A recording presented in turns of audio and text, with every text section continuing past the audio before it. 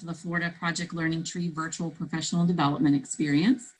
My name is Jessica Ireland, and I am the coordinator of Florida Project Learning Tree, and I work at the University of Florida School of Forest Resources and Conservation. So I know we've all probably been participating in a lot of Zoom and other online meetings, and we're going to do our best to avoid a webinar like this. There's only so much we can do to address technical issues, but we're going to do our best. So with that, I wanted to do a brief Zoom tutorial. If you are already familiar with Zoom, don't pay much attention, but if you're not, just wanted to let you know that right now everybody is muted. That just helps to reduce any background noise, but please don't hesitate to just unmute yourself and chime in anytime you'd like. We want this to be a very interactive webinar, so please use the audio feature to ask questions as you like, and then just remute yourself when you're done speaking. We have everybody's video on right now, but we have found that turning videos off for other portions of the webinar will help with broadband issues. So when we finish the introductions and we get into some of the presentations, if you just want to turn your video off for that part of the webinar, that will help everything's run a little bit smoothly on your end in terms of broadband. And then when we do a breakout session a little bit later and towards the end of the webinar and we're in smaller groups, we'll have you turn your video back on then. If you aren't familiar with the chat feature, please do use that feature to enter comments or questions anytime throughout the webinar.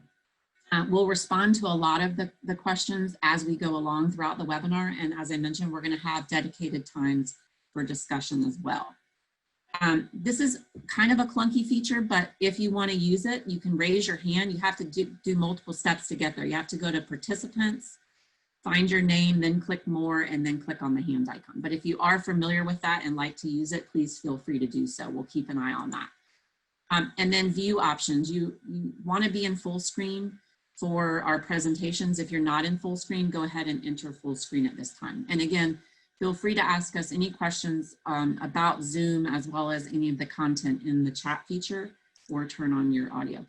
Also wanted to mention that when we are sharing screen, like right now, you have different video layout options for seeing everybody else. So you have the active speaker view where you would just see who's talking and presenting. You can see a gallery view strip or a grid if you want to see everybody else on the webinar as well.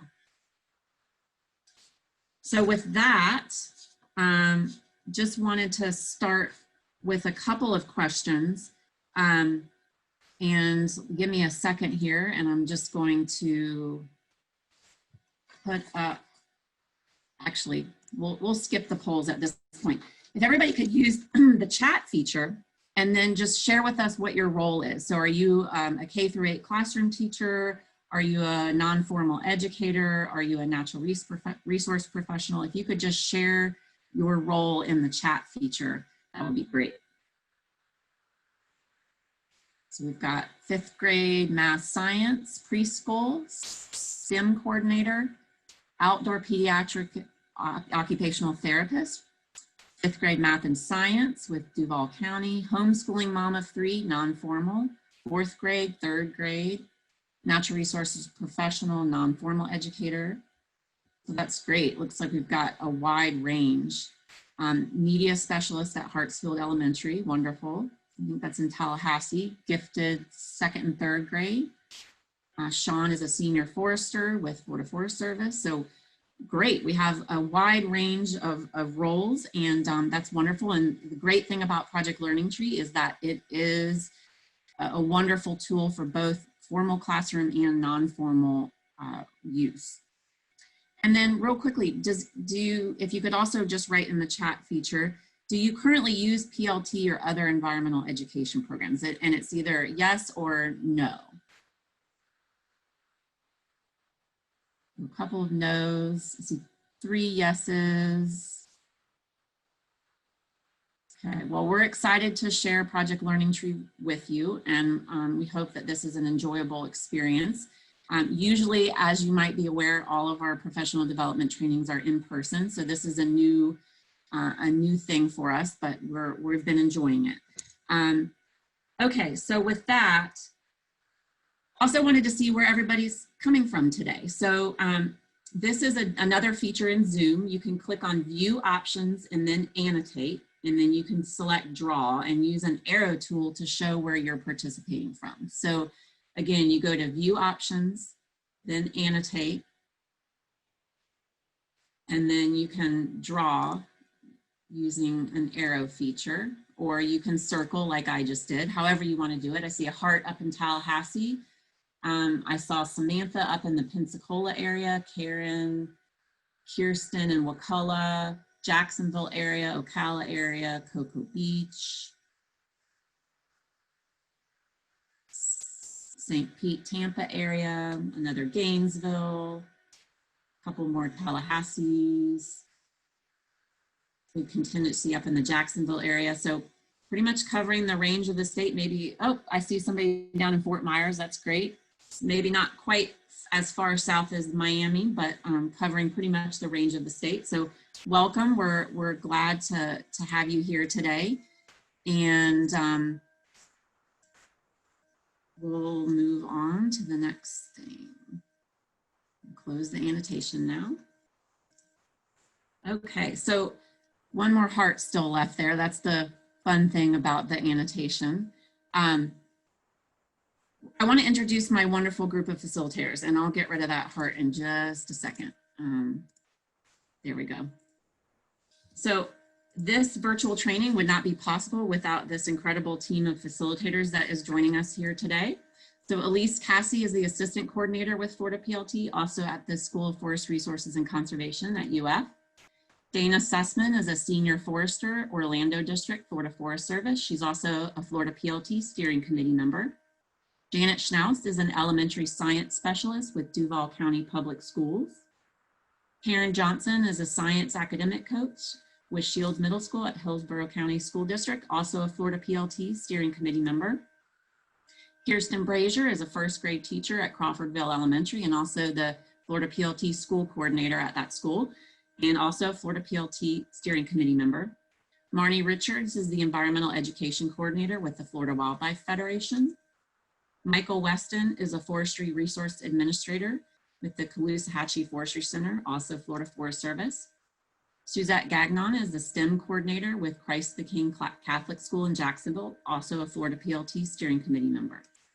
So an incredible team of facilitators that will be guiding us through some presentations and activities today. Wanted to do one more check-in. If you could share in the chat feature some of your expectations for today's training. So what are you hoping to get out of today's training? And while you're talking, looks like I have a couple more. Angela wanted to let us know, couldn't figure out the annotate feature, no worries, but she's participating from Lakeland. And wow, Marie does a therapeutic edible garden pre-K through 5. That's incredible, that's really neat. Love to hear more about that. So again, in the chat feature, just let us know, what are you hoping to get out of today's training?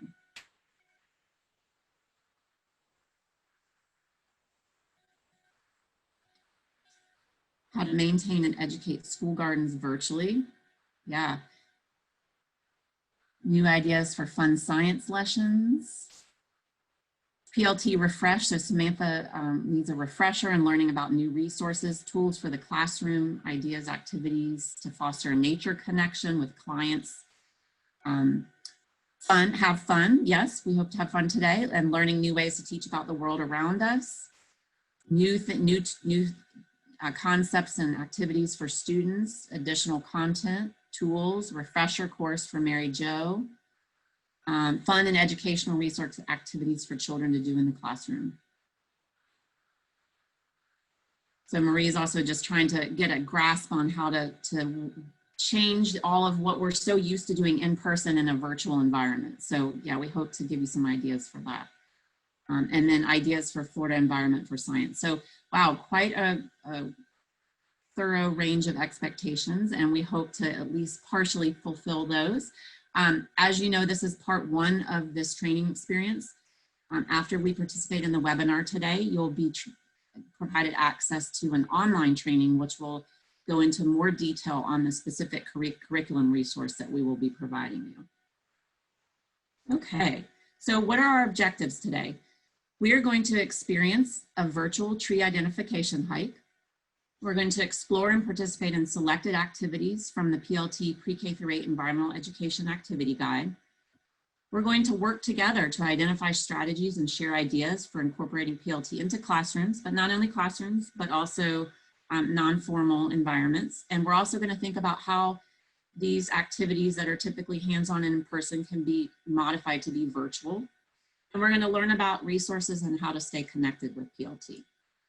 So we're in the welcome review agenda, and we're going to do a brief introduction to PLT. You'll get more in depth on that with the online course.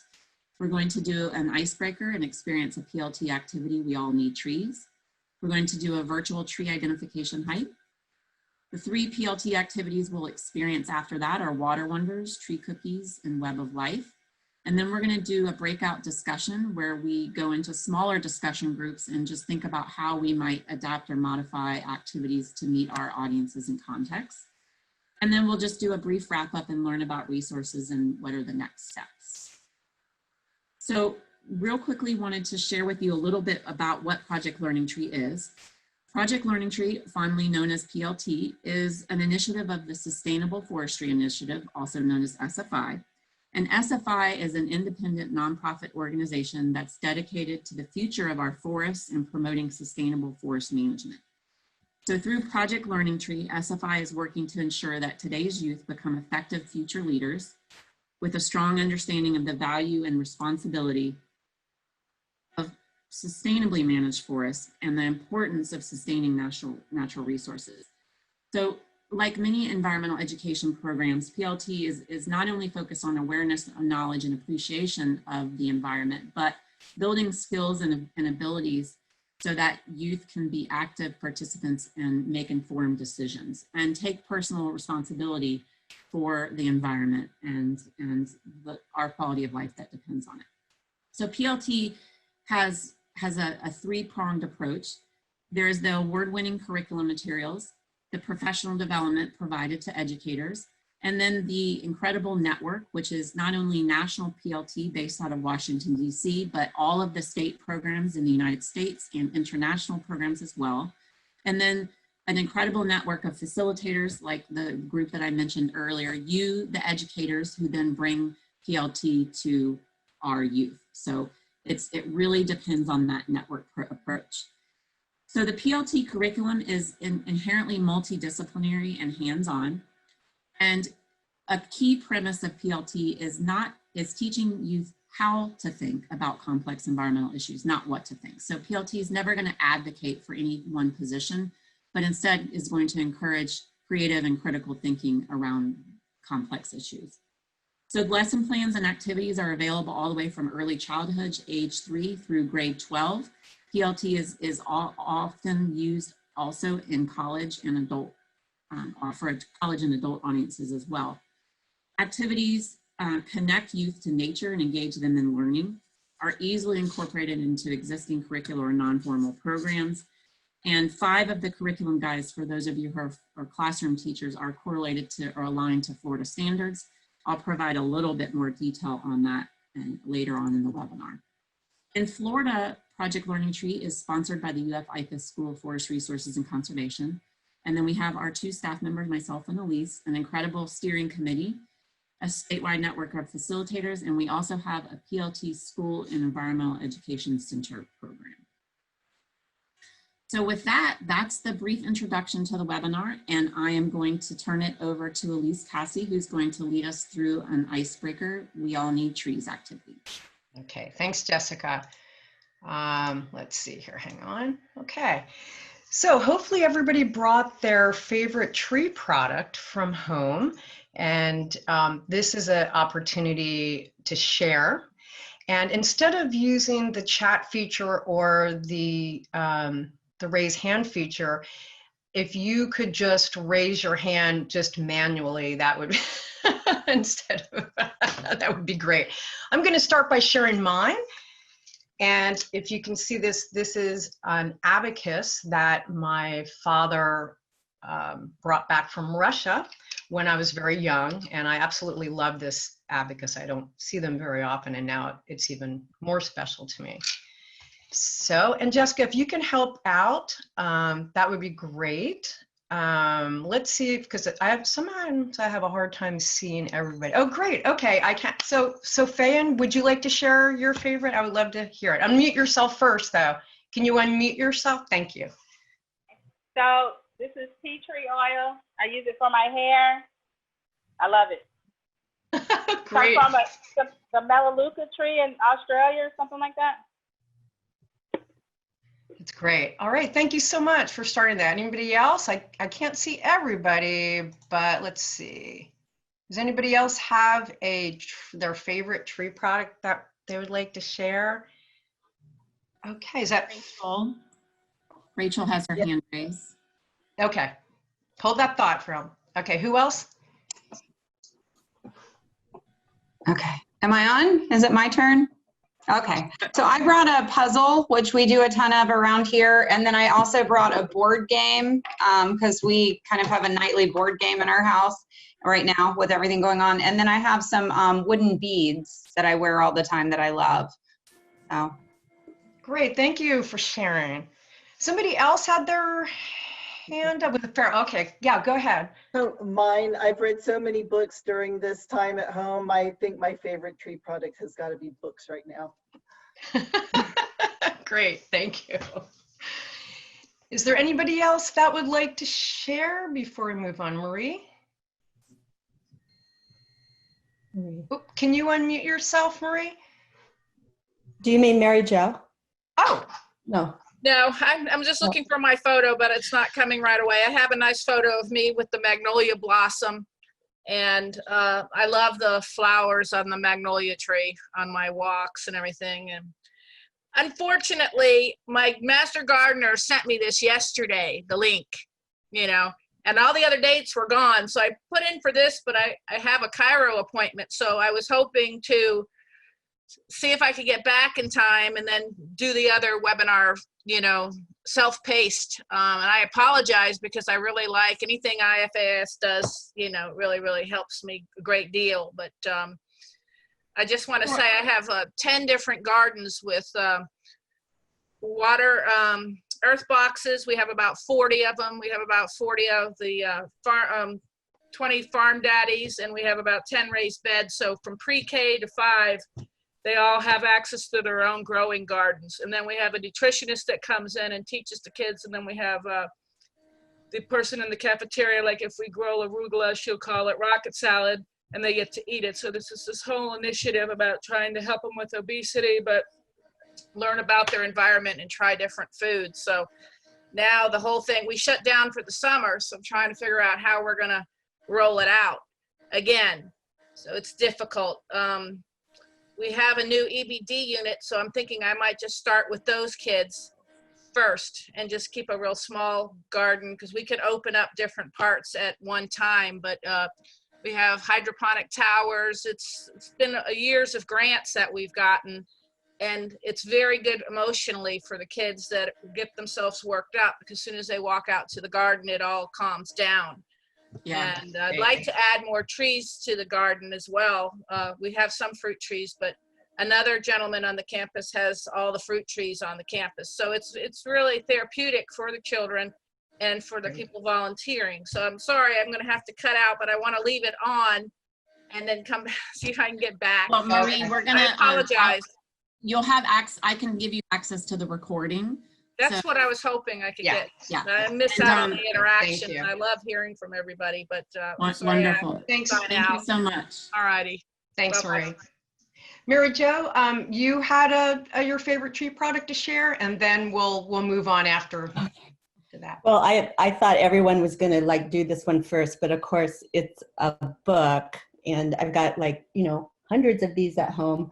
So when our libraries closed during COVID-19, I was kind of panicked, but thank goodness I have those tree products already in my house. Oh, that's wonderful. Yes, a lot of people have discovered books as some of their favorite tree products. So that's wonderful. Thank you so much for sharing. And for those who didn't get a chance to share, we will in a few minutes have a chance to share as well. So, all right, I have a question for you. So what does a cinnamon stick, a sponge, and a pencil have in common? And you may have guessed it already. They're all tree products, or they come from trees. And there's over 5,000 different products made from trees. So there's quite a lot of trees, and we certainly use them every day. So as Jessica mentioned, this activity is We All Need Trees. And there are two primary objectives for this. And Jessica, if you could put up the, thank you so much. So students will examine different products and determine which products are made from trees, and students can describe ways trees are used to make products and ways that they can be conserved as well. So we're going to focus on the early childhood, the K through 2 version for this activity. It's a little faster and you'll get an idea of what it's like. So I also wanted to let you know that the activity does provide opportunities for classifying and categorizing, which we're going to do just in a little bit. And for older elementary students, group work, research, and writing opportunities, as well as evaluation practice. So we're going to categorize our favorite tree products. And how we're going to do that is we're going to use our whiteboard. So we're going to have 3 categories, very simple categories: wood, paper, and food. And if you go up to view options at the top, you're going to click on that, and you are going to go to the annotate feature again. So if you click on annotate, and then you'll see your tools, you'll click on the text tool to write your favorite tree product on the board itself. And don't worry, try to put it under the correct category, but we can always help with that as well. So if you could do that now, that would be great, so we can see everybody's products. And good. Okay, so oranges, good. Food. So pencil under wood, that's right. Many, many pencils come from cedar trees. Let's see what else we have. Books. Yes. Furniture. I think I'm seeing maple, or at least syrup. Playhouse. What? Did somebody put planner up there? Like school planner? Toilet paper, absolutely. Puzzles and games. Oh, lychees. Okay, mangoes. Great. This is great. Okay, toys. So what did I miss? Did I miss something? I'm looking at some. Let's see. Apples. Swing. Good. Okay, great. All right, so we can categorize these products, and it looks like most of, they're under the correct label, so that's wonderful. So this activity has 2 parts, and we just experienced part A, which is tree detectives, classifying products into groups using pictures or actual products if you're in person. And then Jessica, if you could put the slide with the goods from the woods, and yeah, thank you so much. So the chart on the left, you'll see, would you believe it comes from trees, is actually in the guide, which you'll receive.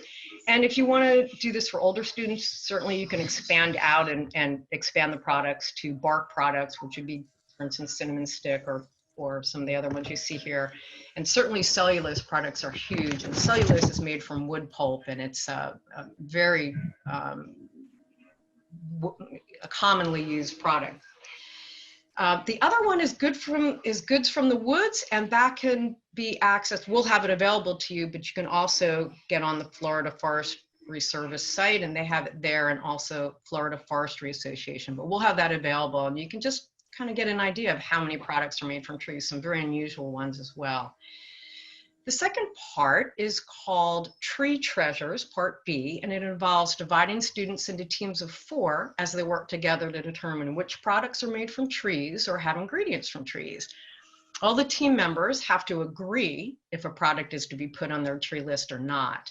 So once the lists are complete, you give each team a set of 4 short tree readings, and then the teams have to reevaluate their lists based on the readings. Could you put up that really quick? I just want to show how they really are short, but they also provide good information. One talks about paper making and a little bit of the history. One does go into detail about cellulose products and then lumber. So at least it has students, it gives the students the ability to reevaluate what they put down. So what we're going to do is, let's see, we have time probably for one short video clip, but I want you to see what happens to trees after they're cut down, sort of the volume of it, and sort of just sort of get an idea of the scale and what happens. So if you could go ahead and show that, Jessica, that would be Absolutely. great. And then just wanted to ask everybody to turn off your video. It will help make the video come through without so much buffering and stuff on your end. So if you could just turn off your video, and then we'll watch this.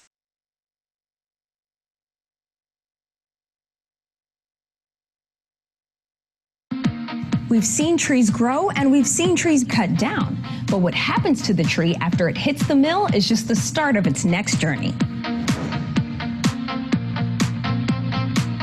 This is fantastic. I feel like sensory overload. The smell is wonderful. Where are we right now? Well, we're in the log yard portion of a sawmill in Perry, Georgia. Every species has their own smell. You know, some people love the smell of southern yellow pine. Almost everybody loves the smell of cedar, but all sawmills typically smell pretty good if you like the smell of wood. What do you guys do here? So our main job here is to safely convert logs into lumber to be sold for end use with the customer. So when I see logs going down the highway on a huge truck, is it coming here? They're all coming here, hopefully all the good ones. And then what happens? So as you can see behind us, the logs will show up in trucks. They'll be weighed at a scale. Once they get into the log yard behind us, they'll be unloaded, put into the crane pile. After a couple of days, they'll be loaded into the mill and processed into lumber. About how many shipments do you guys get in a day? We run about 75 semi-trucks full of logs each day. That is a lot of trees. Most of these logs come from land owned privately versus land owned by the government. All of these logs come within a 100-mile radius of this plant site. There is such a plentiful supply of logs all throughout Georgia that we don't have to travel long distances to bring them back. And then when you have the finished product, where does it go after that? There's a number of uses for our finished product. Some goes into fence building, some goes into making pallets, some is for building trusses and doors and walls inside houses. And each type of wood, every piece is graded so we know where that piece could be used. So your products go through testing and receive grades kind of like us. That's right. Once it's graded, it'll get banded, it'll get strapped, we'll put a package on it, and it'll be ready for shipment to the customer. And all of that happens right here in the lumber yard? All of the product gets made here and shipped from here. So if you're out in your yard looking at your fence or even looking at your home, there's a very good chance, being one of the largest lumber producers in the region, that wood came from Interfor. Also, at the mill, the trees turned into wood chips. Thank you. Okay, so that was just a short video, which will also be available to you as well. And then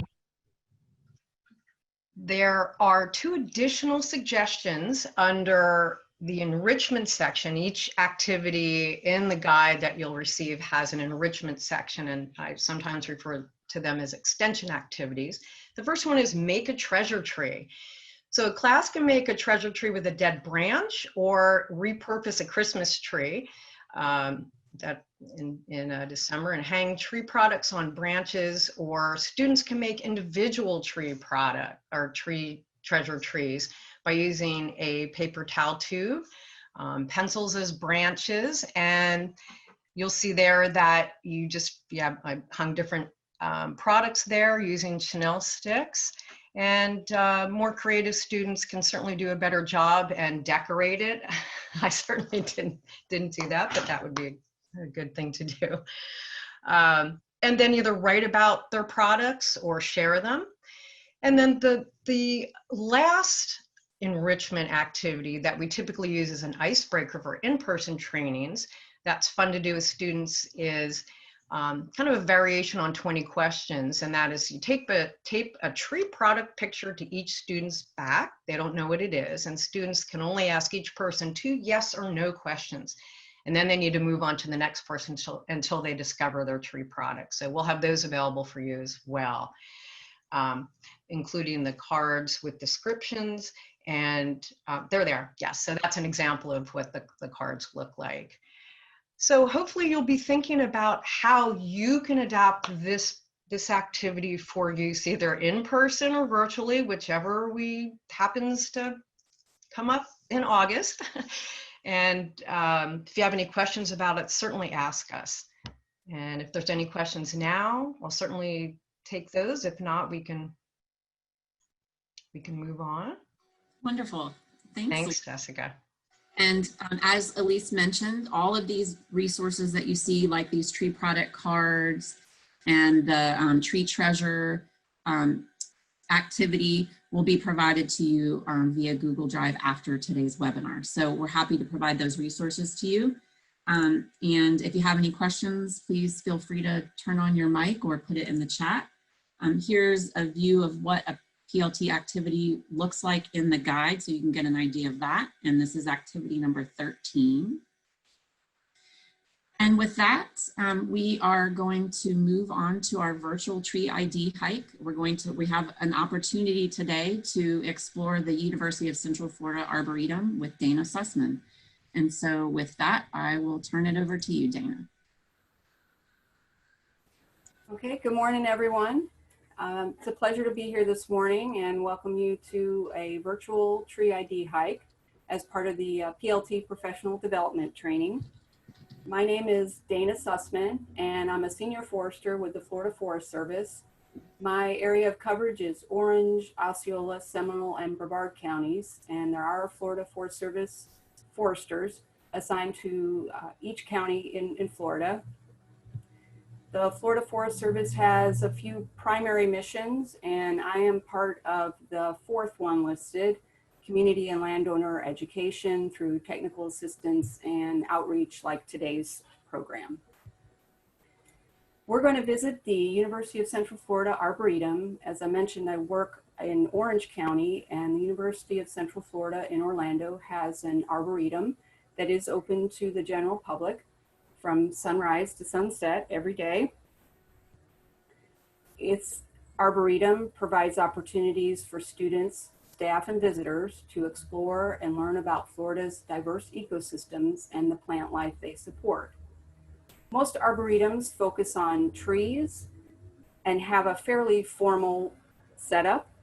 There are botanical gardens that not only have trees, but include plants and flowers, and they all have an educational component for visitors to come and see what trees and plants look like as they grow and mature.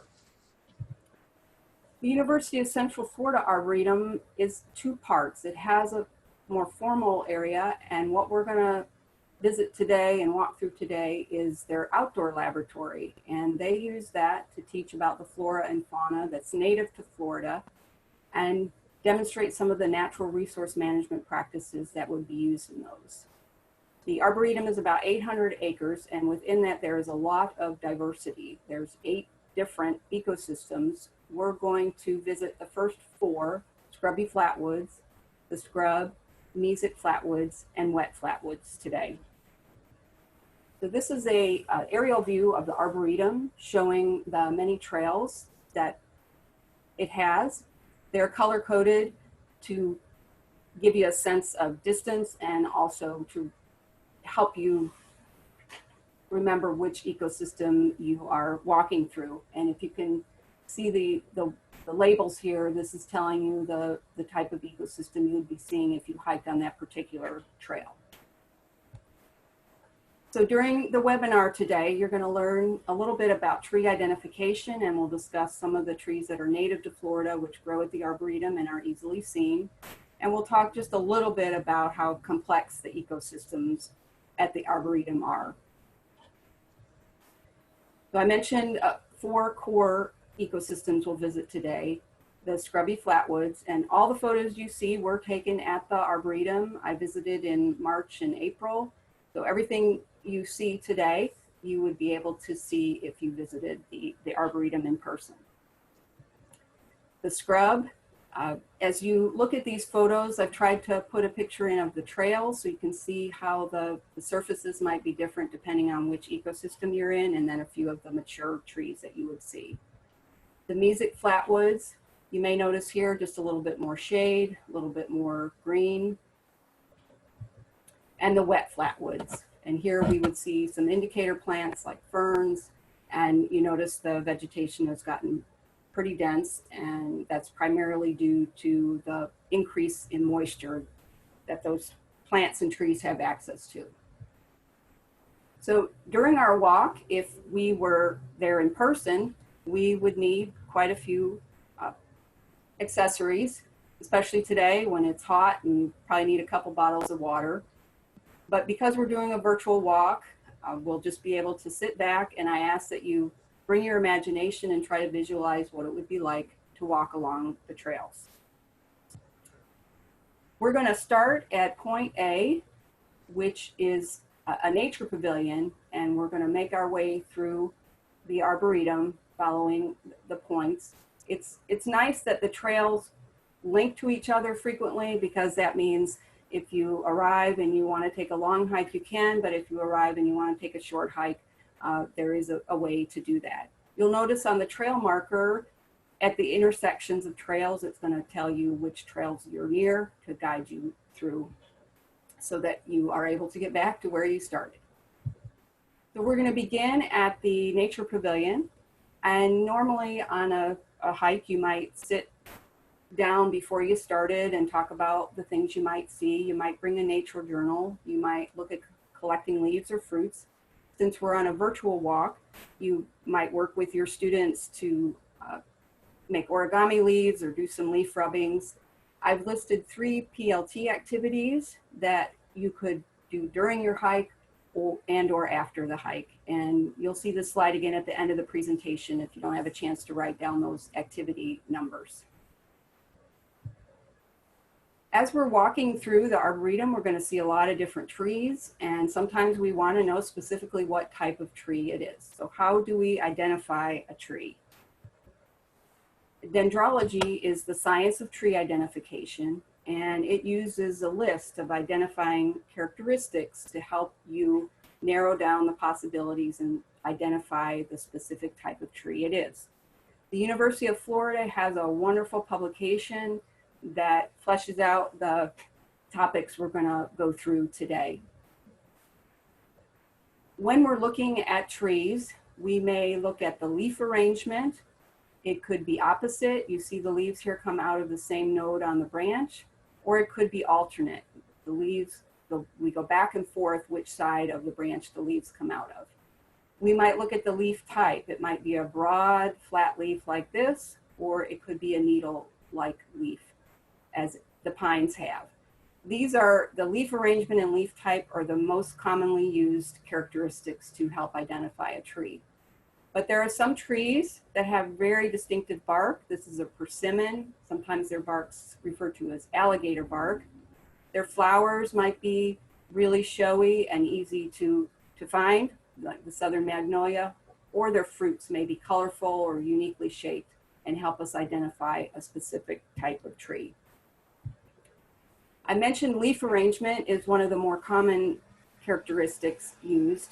And as you see on the left, we have 2 leaves coming out of the same place on the branch. Only a few broadleaf trees have the opposite leaf arrangement. Maple, ash, and dogwood are some of the more common ones. So if you see this opposite leaf arrangement, it's going to really narrow down the possibilities of what type of tree you're looking at. Most broadleaf trees have alternate arrangement, and you see kind of this zigzag back and forth on the branch as the leaves come out. So we'll see sweet gum and loblolly bay today, and they have an alternate leaf arrangement. Leaf type, most hardwoods are broadleaf, flat leaves, oaks, maples, hickories, and almost all broadleaf trees are deciduous, but there are some exceptions, and we'll see a few of those today. Needle-like leaves you'll see on softwoods, like pines, spruces, and firs. Most of those are evergreen, but there are a few that are not, and we'll see one of those today. The leaf parts sometimes are used to help us identify the specific species. And the parts of stem is called the petiole. And you'll see in this picture of a red maple, the petiole is a distinct red color. That's a very helpful characteristic to use to identify that tree. The leaf margin or the edge can have many different characteristics. The midrib, which comes off the petiole and runs down the center of the leaf, the veins that come off that midrib, the tip can be many, many different shapes. And then the laminar area in between the veins, when we look at leaves that might be shiny on top or glossy on the bottom, that's a characteristic that can help us with identification. So we've left the nature pavilion and now we're up here, and you can see again we've gone by wet prairie, music flatwoods, there's a little depressional marsh, and we're up here in the scrubby flatwoods. We would probably see longleaf pine and maybe some slash pine in the scrubby flatwoods, but how are we going to know which is longleaf and which is slash pine? As we look at the trees, we can tell easily that the leaf type is needle-like, so we know this is probably a softwood. But from the photos of the branch with the needles, they look pretty similar. But as we look closer and we see the bundles or fascicles of pine needles, we see that this bundle has 3, but in this tree we have both bundles or fascicles of 3 and fascicles of 2. And as you learn more about pines, you'll begin to learn that longleaf pine has fascicles of 3, and slash pine not only has fascicles of 3, but also fascicles of 2. The needles will be a little bit different size as well, but the number of leaves, the number of needles in the fascicle is going to be a primary way that you tell these two trees apart. Many times we don't have mature trees close by to help us with identification, so we have to look at the young or juvenile trees. Longleaf pine is somewhat unique in that when it first sprouts, it's more like a clump of grass than a tree. As it matures, it does grow taller, but it doesn't get a branch structure until it's a number of years old, as opposed to slash pine, which looks like a miniature tree even from the very beginning of its life. Also in the scrubby flatwoods, we might see some broadleaf trees, sand live oak and live oak. As we look at their leaves, we see that there's a little bit of a difference, but how are we going to know for sure which one is sand live oak and which one is live oak? I mentioned before the leaf margin can sometimes help us identify a tree, and there's a characteristic called revolute, which I don't know if you can see here that the edges of the leaves is turning under a bit. It does turn under on these leaves too, but not quite as much. So we've learned then that sand live oak has that very unique revolute edge. And live oak, while it does have a little, doesn't have nearly as much of a curling under. You may have known immediately before I identified it that it was an oak from the acorns. And again, sometimes the fruit or the flowers can be sort of a secondary characteristic that helps confirm what you think the tree is. So we leave the scrubby flatwoods, and now we're going to go up here into the scrub, which is the highest and driest portion of the arboretum. As you look at the list of trees and plants that we would see, you notice that sand live oak is here again, and there are some trees that have a wide range of site conditions in which they grow. I mentioned before, looking at the trail, we see here that fine white sand, which usually indicates there's not a lot of moisture available, kind of sparseness of plant material. But there are some trees that are adapted to those low moisture levels and do very well in the scrub. Sand pine is one of them, and you see here on the right the comparison, the longleaf, slash, and sand pine needles. Sand pine have fascicles of 2, and their needles are much shorter than either longleaf or slash. Some people don't think they have quite as majestic a shape as longleaf and slash pine. They do keep their lower branches throughout their life. They are often used as Christmas trees. Christmas tree farmers plant them and then shear them to get the more traditional Christmas tree shape. And because sand pine keeps its lower branches, it's possible to do that with them. So it's going to have shorter needles and smaller cones than either longleaf or slash pine. We will see sand live oak again in the scrub. And just a reminder about looking at the leaf margin. Here, the way it curls under or is what we call revolute. Myrtle oak and Chapman oak are more scrubby in appearance. Their mature size isn't going to get as tall as sand pine. At first glance, the leaves look pretty similar, but you'll notice these tend to be flat, and these tend to have a little bit of the entire leaf curling, not just the edge curling. So this is myrtle oak, Chapman oak. From a distance, it'll look like maybe one tree, but as you get closer, you'll see that there is a difference in the leaf shape a little bit. The leaf color can change. Saw palmetto has a wide range of site conditions in which it will grow. It's not a tree, but it's a very important plant in ecosystems of Florida. It's a rare plant that burns when it's green because there's oils in the leaves, and it's often the fuel that carries a fire.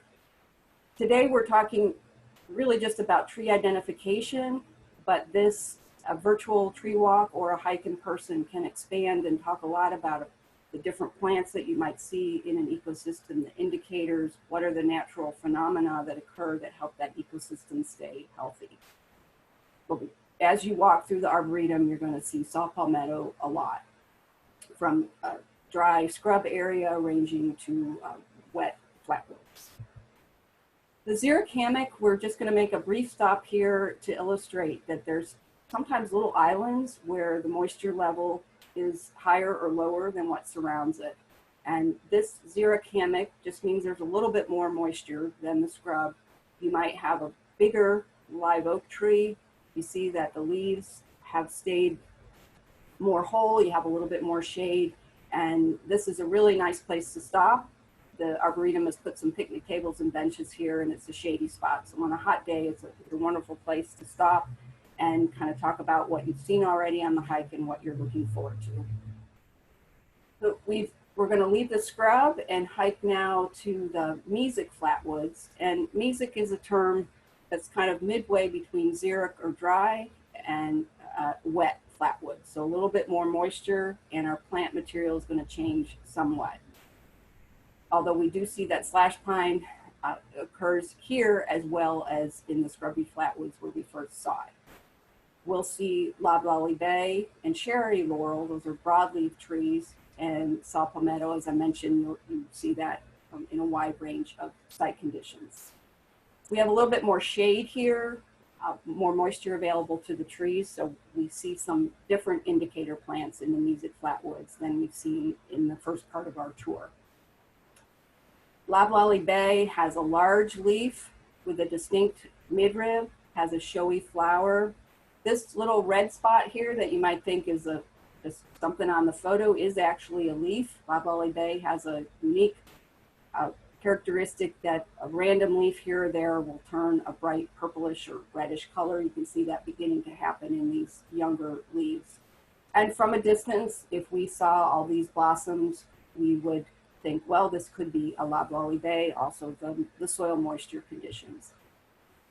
Cherry laurel is a broad leaf tree that is evergreen, one of those kind of exceptions to the rule. Last, I had to add a couple bark photos this session because last session, when I just had this photo here, one of the participants said, well, isn't a lot of that just lichens and growths on the trunk? And yes, that is, there's some bark there, but I tried to get now some photos of the bark without those growths on it. As you walk around and get more familiar with trees, if you were walking through the woods, you would say, well, that could be from a cherry laurel. The same way if we see an oak from a distance and it has Spanish moss on it, we may think initially that that is a live oak because they just seem to have Spanish moss more than other types of trees. I was there in March and April at the Arboretum, so the flower buds were forming, and then I did get to see a few blossoms. The The bark is unique. Prunus is is the genus for cherry, and these horizontal markings are called lenticels. And you also would have a little bit of a mottled look, even without the lichens. I learned something last week, and you know how when you're doing a presentation, you know what you're trying to illustrate, but when someone else sees it, they may have gotten a different point from it. So hopefully that was helpful and not a long run on about why I added those 2 photos. So now we're at our final trail stop, stop E. We're going to be in the wet flatwoods. So the area of the Arboretum where we have the most moisture, maybe even standing water. We're going to see a few new trees as well as loblolly bay, which we've already learned how to identify. Again, more shade, indicator plants, the ferns mean we've got more soil moisture and just overall a denser cluster of growing plants because of the moisture, increase in moisture availability. Bald cypress is a tree with needle-like leaves that's deciduous. So again, another exception to the main rule that most trees with needle-like leaves are evergreen. It can grow in standing water, but it also does fine if it's planted in a drier site. And in standing water, when the trees are so close together, they won't keep their lower branches, so you can see a lot of the trunk. Here, it gets a more pyramidal shape and is just, to me, a very beautiful site. An amazing tree that it can adapt to growing in standing water, but then also will do fine as a yard tree. Pond pine is the 4th type of pine that we would see at the Arboretum in addition to longleaf, slash, and sand pine. It has bundles of, or fascicles of 3, but the needles are going to be shorter than longleaf and slash, a little bit longer than sand. It has a unique bark for pines in that it's this grayish color. It has cones which will stay on for a few years, so we refer to that as persistent. And then it has a unique characteristic called adventitious sprouting, where the needles actually are growing right out of the branch as opposed to having a smaller branch which they grow from. Just a refresher about some of the parts of the leaf that would help us identify a tree. The petiole here, red for red maple, and then the leaf margin, which is this edge. You see this is kind of serrated, and this would be referred to as lobed.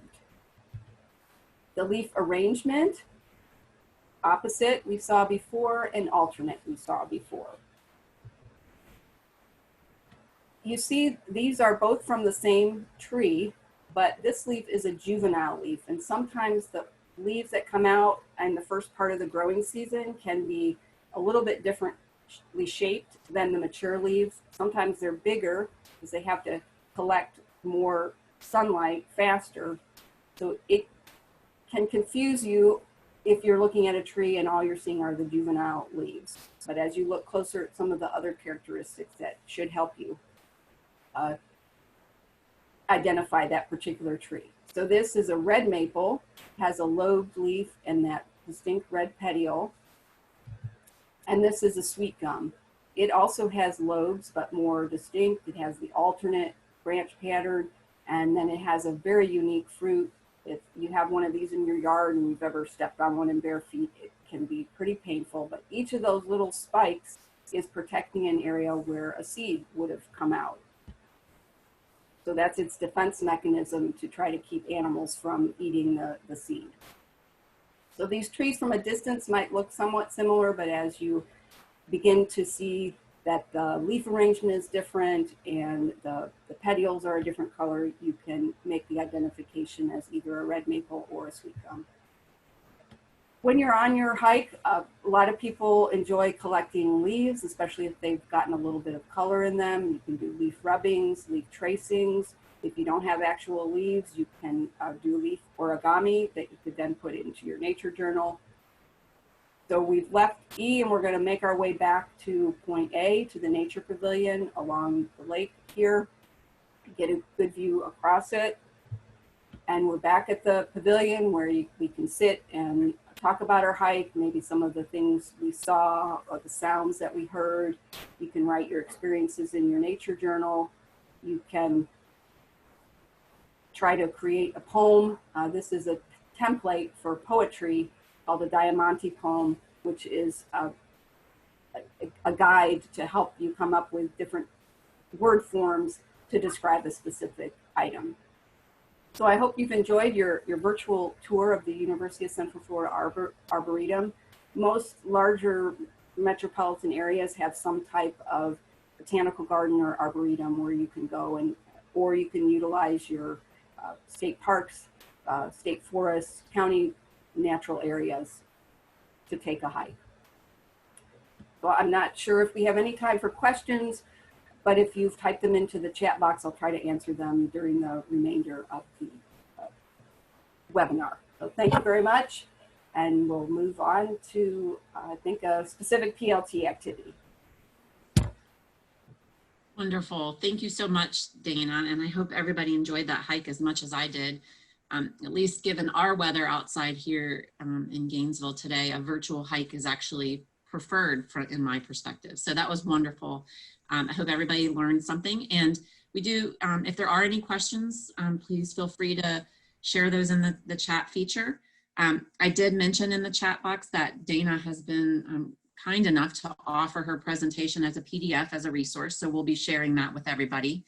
And also, as she mentioned, want to encourage you to utilize the Florida Forest Service and your county foresters as resources. They're always happy and willing and able to come and do virtual things or come to your classroom. So just keep them in mind as a resource, and we'll provide you with a link on how to find your specific county forester.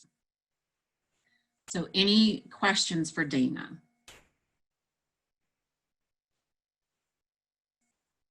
Okay, well, if you think of anything, please feel free to share it. So we are going to move on now to experiencing 3 additional PLT activities, Water Wonders, Tree Cookies, and Web of Life. We're going to start with the Water Wonders activity, and we're all going to experience the journey of a water molecule. So with that, I'm going to turn it over to Marnie Richards and Janet Schnauz. Hi, I'm Marnie Richards, and I work for the Florida Wildlife Federation. And I'm always really happy to partner with Project Learning Tree, and also all of the educators, all of you who are involved in working with students, our young students, our older students, and just helping them to learn about our natural world, our environment, and hopefully get to know and understand and appreciate the resources that we have in Florida, because this is where we develop our advocates and our wildlife stewards. So we know that the Project Learning Tree activities really help foster this. So really glad to be involved. And then Janet. So I'm Janet Schnauz, and I'm at the Duval County School Board office right now watching dolphins swim by occasionally, which is really cool. But I'm also coming to you, I'm a science specialist for K through 5. I'm also the Region 4 Director for Florida Association of Science Teachers. So any of you that are in our area, I look forward to working with you a little bit more. We are going to be doing activity 44, which is called Water Wonders, and we all, especially, and I'm going to focus a little bit more on the 5th grade, but middle school, I taught this also, and even when I was working with high school, when I was doing virtual teaching, this water cycle is covered every year, so it's something that is important. We are going to be doing an activity, like I said earlier, so if you haven't already, make sure you have some dice. If you don't have any, we'll be helping you with that. We also sent some templates for you to make your own paper dice if you wanted to. You'll need a copy of the water cycle scorecard, your pre-made cards for the 7 stations listed, but if you don't have that, we'll make sure we've got it online for you where you can see it. And of course, a copy of the student page. That is probably the most important. It's called Go to the Head of the Cloud. Next one, Marnie. When I taught this in the classroom, again, regardless of which level I was teaching, whether it was elementary, middle, or high school, we have vocabulary that's really important for us to cover before we do it. And again, this was something more recently I've done with my elementary students, but they do need to know the basic steps of the water cycle before doing this activity. So this would come after you've taught evaporation, condensation, precipitation, runoff. They also need to understand how water can change states before doing this. So you would have already gone over solid, liquids, and gases with them, how the water changes from a solid to a liquid, from a liquid to a gas. And also they need to know, and this is one that you need to do ahead of time, it may not be part of your curriculum specifically, but they need to know the names of the basic reservoirs that they're going to be going to in the activity. So they're going to know things like what is a cloud. They might be less familiar with glacier or groundwater, but those are things to cover before doing the activity. And another thing that you might want to cover, and of course, the higher the levels, the more you want to go into detail with this, but the distribution of Earth's water. So if we look at the first column, the green column is showing all of Earth's water. We see only 3% fresh. Then we move on to about fresh water. We have 68% of it in ice caps, 30% in groundwater, but only 0.3 is surface water. And then the blue column is the breakdown of that surface water, that 0.3%, which is lakes, swamps, rivers. Here is a model of the water cycle. And this is, again, something that is most important to teach. And we can see that we've got the evaporation where the ocean water is being evaporated up into the sky. And then it condenses into the cloud. We are, of course, in the activity, they're going to be a water molecule, a single molecule. But when a bunch of molecules come together over time, that would lead to precipitation and then either runoff or infiltration. So next one, Marnie. So we wanted to take a minute because we're coming from different perspectives, different grade levels, but in the chat box, we wanted you to share with us some strategies you have used when teaching the water cycle. So take a minute in the chat box, write some of the strategies you have used or currently use when teaching the water cycle. Take a minute for that.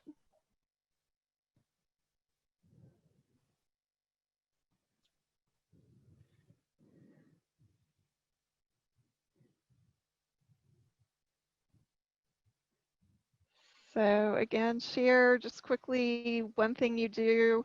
One of the things I know in Duval County, we have a lot of resources online, models. I'm seeing some things now, models, definitely models of evaporation, making the model. Oh, I love the Ziploc bags where you leave it out to collect water during the day, but also to show that model where they can draw on it and see the different steps going through. And Samantha, we are going to, this whole activity is about traveling along the water cycle, but in a different way. We're going to be going from reservoir to reservoir. So I love the fact that you're having them travel along the water cycle and acting out the stages. Excellent. Mandy, yoga poses and games. That sounds really cool. I would like to learn more about that. And of course, run off with the pans and the clay. That's good. And Suzette doing water studies on the wetlands, so getting them outdoors to actually experience this outdoors. So some excellent ideas there. Thank you guys for sharing. Marnie, we'll go on to the next slide. And this is just a quick little overview. So when we do this, we're going to, in just a second, show a little video clip of what this looks like in a first grade classroom, because I've done this at all grade levels. A little bit easier when the kids are older. They go a little bit more slowly, but they get so excited and they love this. It was one of our favorite activities. But if you look at the picture on the right, you see a station where it's labeled groundwater, and you can see there's some dice there. The students are going to roll the dice, but they've got clipboards with their paper on it. They're going to be recording as they go. First graders are a little bit young. They're not doing the writing, but let's play that video, Marnie, so we can see what this looks like in a first grade classroom.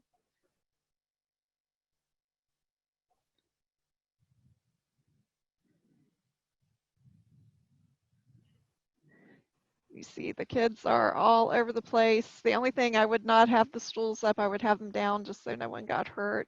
But they're going station to station, they're running, they have pictures at the station. Instead of having to write anything, they're just moving. So a little bit different, but this can be done at any grade level. And I love the fact that this is showing a first grade classroom. And the kids do get excited no matter what grade level, whether it was middle school that I was doing this or whether elementary, they loved it.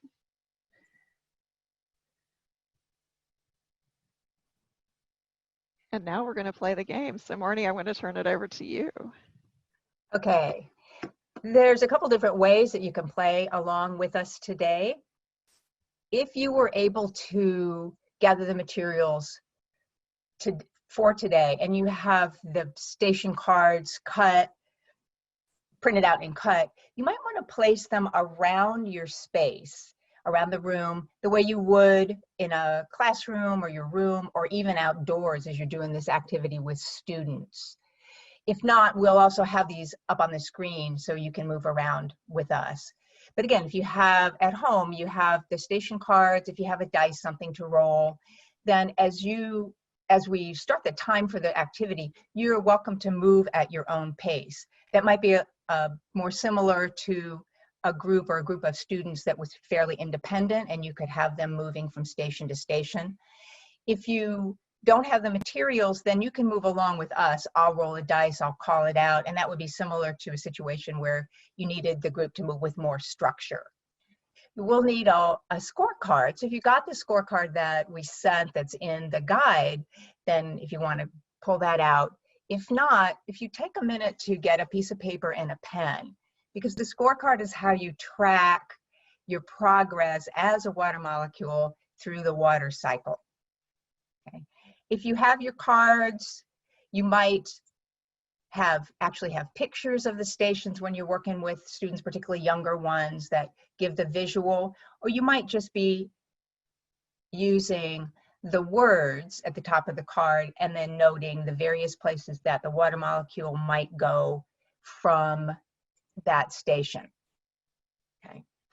In a group doing this activity, people would start at different stations. There is probably small groups spread out among the 7 or so stations, so there's more kind of freedom of movement. And it doesn't matter where you start, you just designate different groups for stations. And same thing today, start wherever you like. Let's say for an example, for the activity, that you were going to start at the station for cloud. You go to that station, you jot it down on your scorecard, and then roll the dice. Say your roll was a 2, and what happens to the water molecule then with that roll would be that you fall as rain onto the ocean. So you would jot that down. You can shorten them up because some of the explanations are kind of long. And then from there, you would go to ocean. So moving over to the last column, you jot down ocean, and then you would move to begin your next round starting at ocean. Write that down, rolling the dice again, and starting the series. So we'll go through several stations. We might not have time to go through them all, but we'll go through a good sample so you get an idea of the journey and the ins and outs of the journey and how it works. Does anybody have any questions?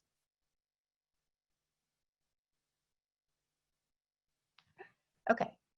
I don't see, let's see, I don't see any. If you have any questions, you're welcome to pop them up in the chat. Okay, so we'll go ahead and get started. So choose the station where you want to begin.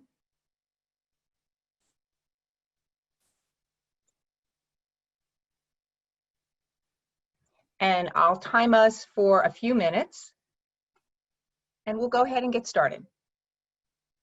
Okay. All right, so our first roll is a 3.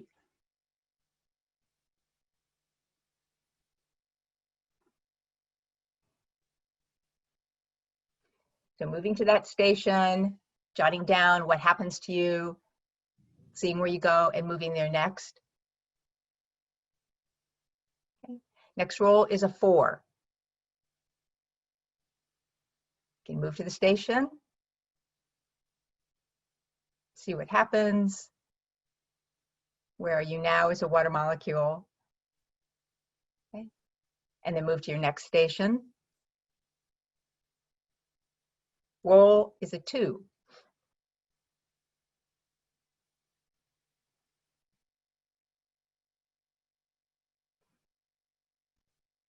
Moving, if you're standing up, you might even stand up if you don't have your station spread around to get the idea of the movement. As you saw earlier, this is a really fun activity with a lot of movement in it as you move from station to station.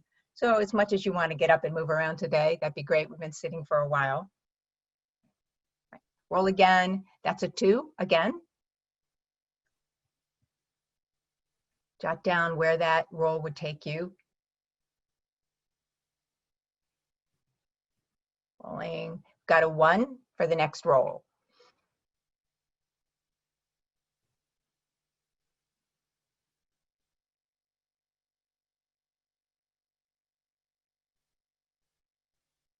Next roll is a 5.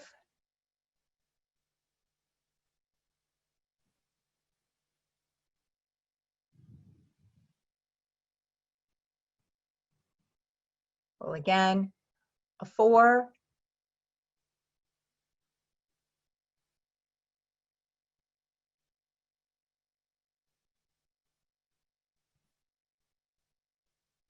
Roll again, got another 2. Moving back to the station where 2 would send you. Right. If you're on your own, let's do one more roll. Its roll is a 6. Moving along to number 6.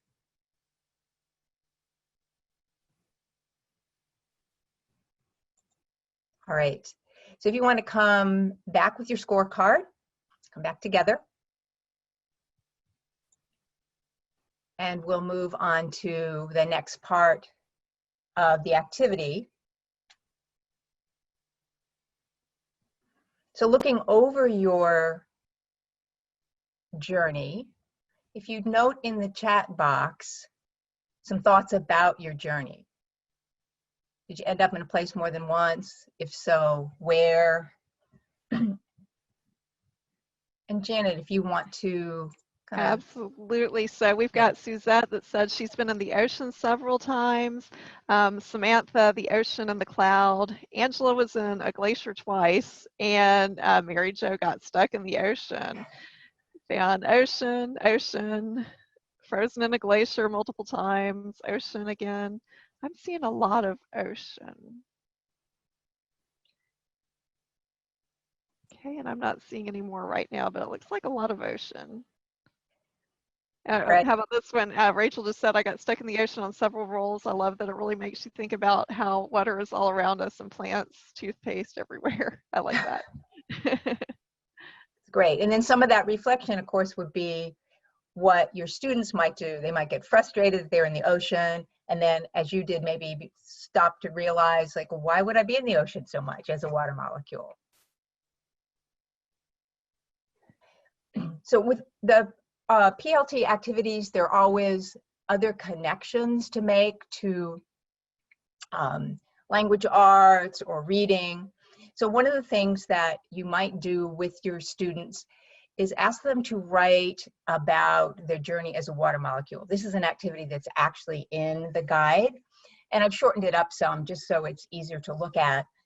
But students would then jot down the various stops on the water cycle, their glacier, the stream, the animal, and then could write just a little story about being at each place and whatever observations that they might make from the beginning to the end of their trip. It would vary, of course, depending on the age of the students. It might be very simple for our younger students. It might be certainly more involved for an older group. And we can also take this and move this to our reading connections. There's so many books out there that deal with water. A Drop in the Ocean, these were just some of my favorites, and some I hadn't seen before. A Drop Around the World. One of my favorites, Did a Dinosaur Drink This Water? So these are all lower level, elementary, grade level, just because I love it. But when I taught middle school, my middle schoolers, even my gifted advanced, love to get some of these. I call them picture books or just fun kid books. Magic School Bus was one of our favorites also. So many ways that we can do connections. Also, Marnie, I just want to pause for a minute because Karen had a really good idea about using color beads to color code the stations, and then the students can add them to Chanel stems so they can track their progress visually, and that's great for our kinesthetic learners. We also have older students can make predictions about where they'd spend the most time before doing the activity. Love that.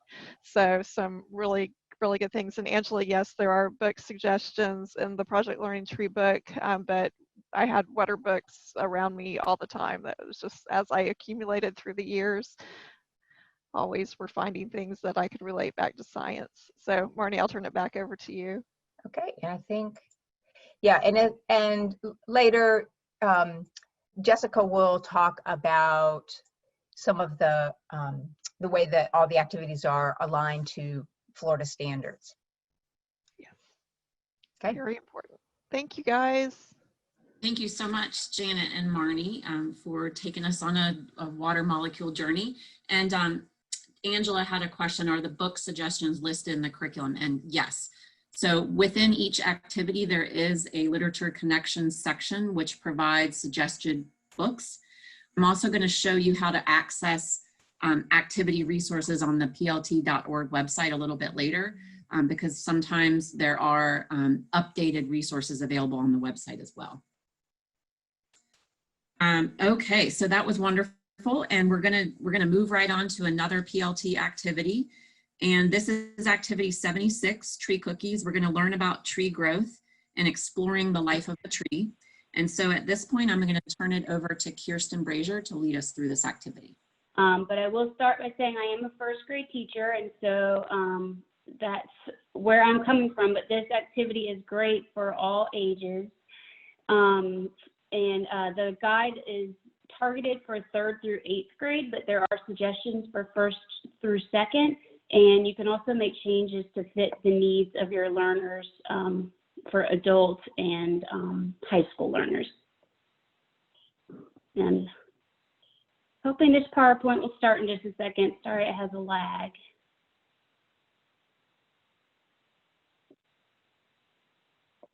Let me try to stop the share and share again.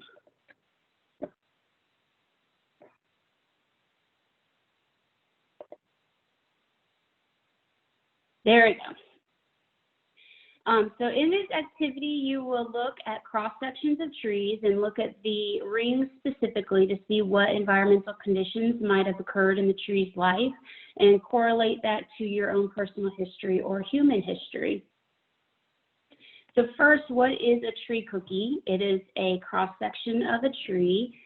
Kids get really excited. They think they're going to get actual cookies, but it's just a cookie shape and size.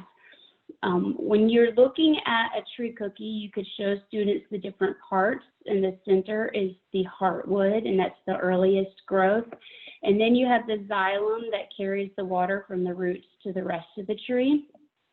The cambium is a very thin layer of cells. That is the part of the tree that is growing, and those cells will become either xylem or phloem. And the phloem is what carries the nutrients from the leaves to the rest of the tree. And then you have the outer bark, which protects the tree. For 1st grade, we would just talk about the heartwood and the outer bark, and then have more discussion about these rings. So you see each ring has 2 colors, a light color and a dark color, and that represents 1 year of its life. And the early is sometimes, or the light color is sometimes called the early growth. And the dark color is called the late growth, and that's just different periods of the year, but you would count both colors as 1 year if you were counting the age of the tree. So, well, my PowerPoint doesn't want to stay still. Here we have some different selections from trees, and it's good to have a variety to show students that the different species of trees look different on the inside. And one of the things you could look at is how the rings have variations. If you look at A, it has very nice circles, not a lot going on with it. But if you look at B or D or especially G, you can see it has some other marks in it. some differences. And these are things that have happened in the tree that affect the growth. So for B and D right here is likely where a branch was growing. And then G is a much larger kind of scar and maybe from fire or some other type of damage to the tree. This one's a nice one for if you want to count the rings and see how old the tree is. So again, you are counting the light and dark rings as 1 year. So I like to look at just the dark rings. It's easier to count. So if we do a quick count here, we have 1, 2, 3, 4, 5, 6, 7, 8, 9, 10, 11, 12, 13, 14, 15, 16 or 17 years old this tree is. And we can look at some other places where the rings have variations. Here's where a branch might have been growing. Here, the lines are wavy rather than in that concentric kind of shape. And it could be there's another tree over here, or could the branch that was here could have affected the growth in some way on that side. You'll also sometimes see these cracks in tree cookies, and this is not damage from the tree's life. It's probably from the process of drying out the tree cookie. I just have some other examples. Here's one that looks like it could have had a split trunk. There's 2 places where there are circles, tree growth rings, and then it comes together here around. This one, the red cedar, looks very different on the inside, and for this one you might count the light color rings instead of the dark color rings, but the same applies, that a dark and light together are 1 year. I like this example to show students that the rings towards the middle are wider and the rings on the outside are narrower, and that is because the tree grows faster when it's younger, and so you typically have wider rings in the middle than on the outside. But you can look at an area like this where the ring is wider than the rings that came before it, and this could indicate a year that was rainy, or there was more light on that side. Something happened to help the tree have more growth at that time than it did in the previous couple years. This tree also has one of those branch scars and some pitting that might be from insect growth. And you'll hear me say a lot might and probably because I'm not a forester, so a forester would definitely be able to give you more information about what actually happened to the tree. So here's an example of this being done in first grade classroom. The kids are counting the rings, and they have magnifying glasses and looking at variations. This student is holding up, she's noticed she has a piece missing from hers. And so we have a chance to discuss what might have happened to the tree at that time to see what was missing. In the activity guide, you get a page like this, and this is good if you don't have good tree cookies or don't have any tree cookies where you could talk about the width of the rings or counting the rings or about different scars you might see in the tree. And then an assessment page for the types or the parts of the tree trunk, and then some other types of damage or growth that occurred on the tree. One of the variations we like to do is to create your life as a tree cookie, where you would put the heartwood in the center when you were born, and then a line representing each year. Or if you are an adult, you might do a line representing each 5 years. And then a mark that shows how your life was affected or your growth was affected during that time.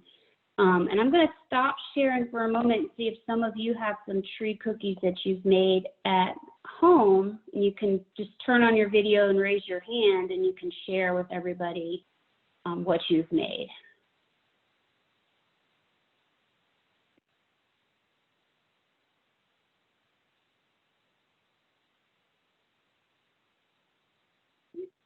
All right, I see Angela. She needs to unmute. Angela, if you could unmute. There we go. Sure. I made one. That was kind of fun. There was a lot of rings though. So yeah, I put kind of a little marks on it based on like when my kids were born or when I moved different states. It's kind of a neat little self-reflection. It's great. I like the heart. Anybody? I see Trisha. Looks like she has one. Yes, I just put them center, of course, when I was born and when I got married, when my children were born, and there's two little marks, and that's when my parents had passed away. Great. Does anybody else have one to share? Mandy? Mine was similar to Trisha's too. I put up the hearts with when I met my husband, my kids were born, and tears for when my father and grandmother passed away. So, and it was really fun. My kids were very curious about it, so it actually brought up a lot of great conversation. So, thank you. That's great. And I like that not everybody used a plate. You might not have a paper plate, so you always can just use a piece of paper with a circle drawn on it. I'm going to go back to my PowerPoint for just a moment. And just mention too, when I do this for first graders and they draw these things, I have them labeled. It's a way to pull in that ELA of reading and writing. And so even for them so young, they have things like siblings being born or lost a first tooth or started school that they can add to theirs. In the activity in the book, it does have a list of literacy connections like you saw with the previous activities, Water Wonders. And then somebody did ask, I saw in the chat, where to get tree cookies. The very best way is to ask your local forester. They'll be able to tell you the type of tree, where it came from, and explain to you about all those different marks so you know exactly what's going on with those tree rings. If that doesn't work out, you can purchase them online, and they're also called tree rounds or tree discs. And you can make your own, but I would not recommend just going and cutting down a tree just to make tree cookies. So, but if you know of a tree that is already going to be cut down for clearing land or has fallen, there are directions on the Project Learning Tree website about how to make your own tree cookies. Are there any questions, any other questions about this activity? If not, I'll pass it back to Jessica. And Kirsten, this is Mike Weston. You had very good insights as far as what was going on with the trees. So that was good. Thank you. Great. Thank you so much, Kirsten. And as Kirsten mentioned, there are the literature connections.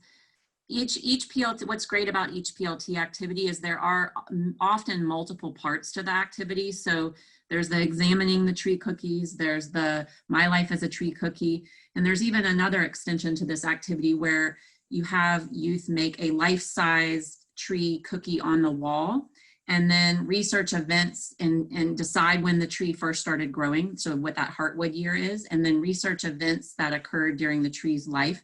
So a way to incorporate some social studies as well. And so it's lots of different ways to extend and adapt the activity. Any ideas that any of you have for how you might use this activity or modify it?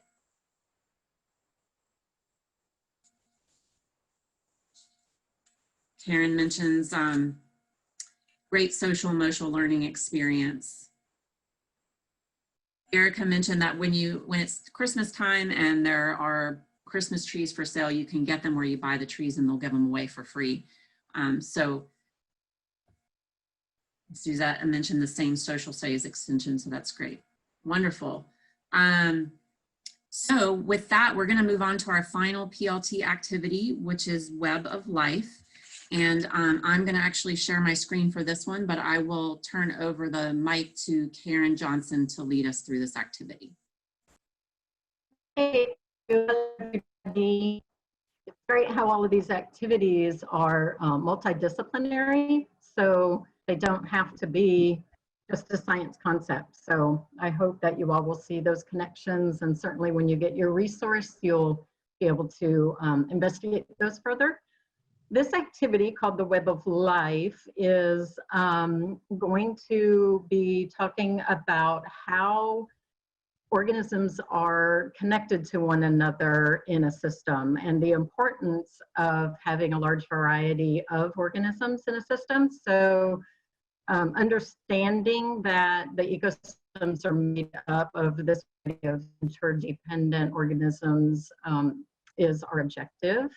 And like all of the activities, there's a time frame where you have to decide how to introduce these to your students or when you're going to introduce them.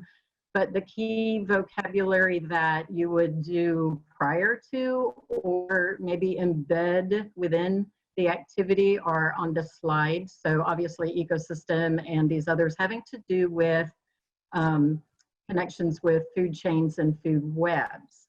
The ultimate activity is going to be an experience that's interactive with the students as they create a web. And my introduction to this will end with a short video that's going to show you what it actually looks like in person, but also show you how you can do this virtually as well.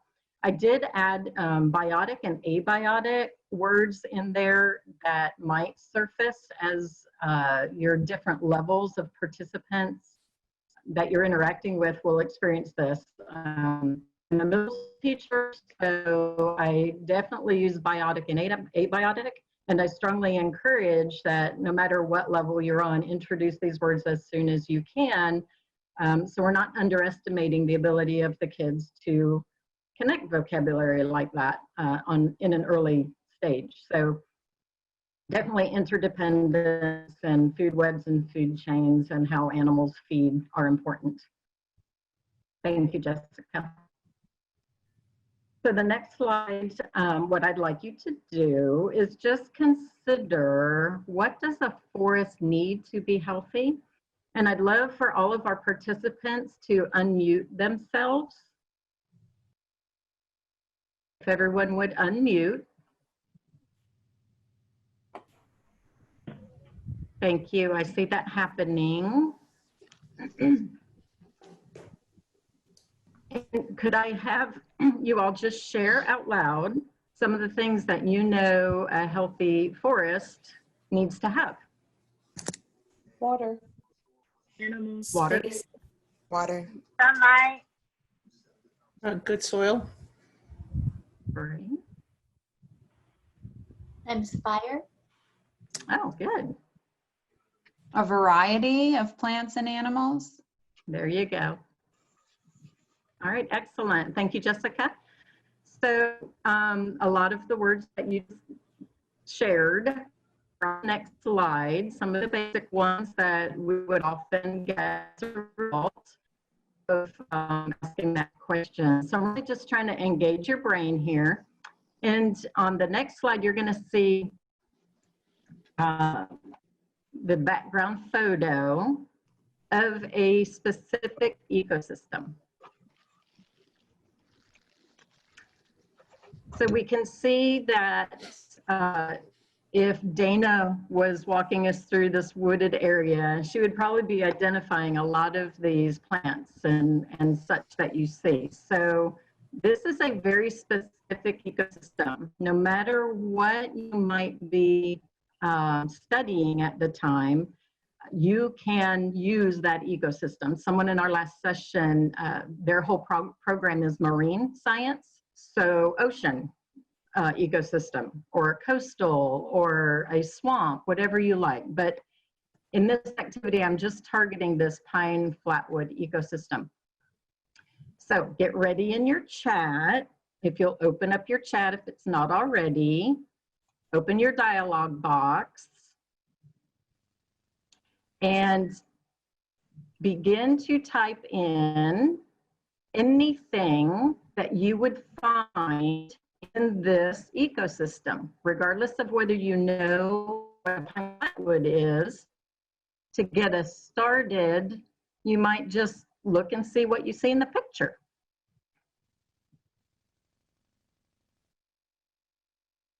Excellent. So I'm seeing palms, palmettos, snakes, scrub jays, ants, A baby pine tree right there in the foreground, right? Excellent. A lot of grasses, gallberry, very specific knowledge about this habitat for sure. Small animals, rodents, okay? So you're naming a lot of the biotic. How about some abiotics? Oh, thank you. Sandy soil. Anything non-living that would identify this. Okay, water, rocks, great. So the amount of water would be important. Earlier, someone had mentioned fire. This is definitely a habitat that would benefit from fire, and it's a very sunny habitat. Thank you, guys. Excellent. So I'm just introducing, this would be part one of doing this activity with your students, getting them experienced with a place. Okay, so we'll go on to the next one. These are some of the things that you all mentioned. And one of the ways that organisms are dependent on one another have to do with food chains. So that transfer of energy from one organism to another. They're also interrelated by mixing up the soil, for instance, the gopher tortoise, digging up the ground, fire, being dependent on fire, such as the quail that needs to have a habitat that has the appropriate spaces for them to breathe in. So they're kind of fire dependent. So there's other types of connections other than food chains, but we're going to focus on food chains for this activity. And virtually, you can use something like this with pictures or with words that the kids can interact with. We've already experienced the annotation, and you can have your students document this. But since we're still in that engage and experience level of this activity, I'm just using this as an example of what you can do. So Jessica will show the next slide that's going to show you that we would be able to create this virtually. Okay, so I've created one food chain. And where does it always start with, everybody? The sun, right? If you would take 15 seconds, start with the sun as I did. Find an item that the sun would transfer its energy to, and then what that item would transfer its energy to through a food chain.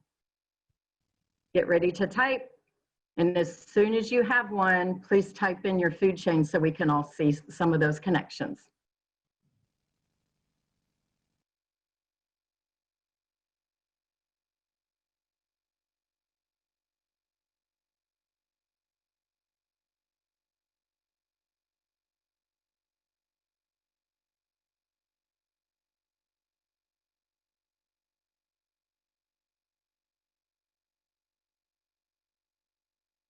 Okay, go ahead and type in your food chain.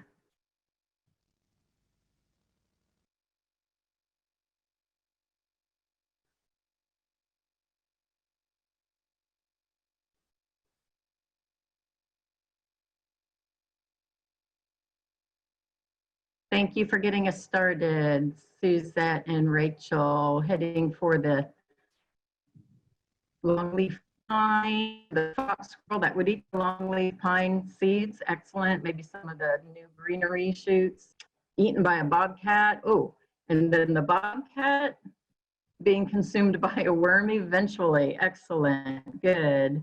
Longleaf pine, squirrel, bobcat.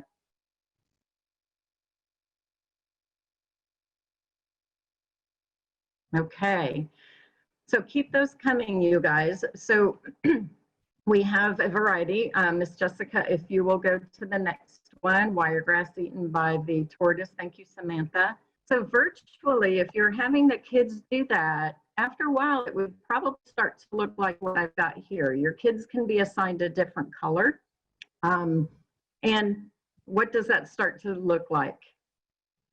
Now you have a web, right? It's looking like a spider web.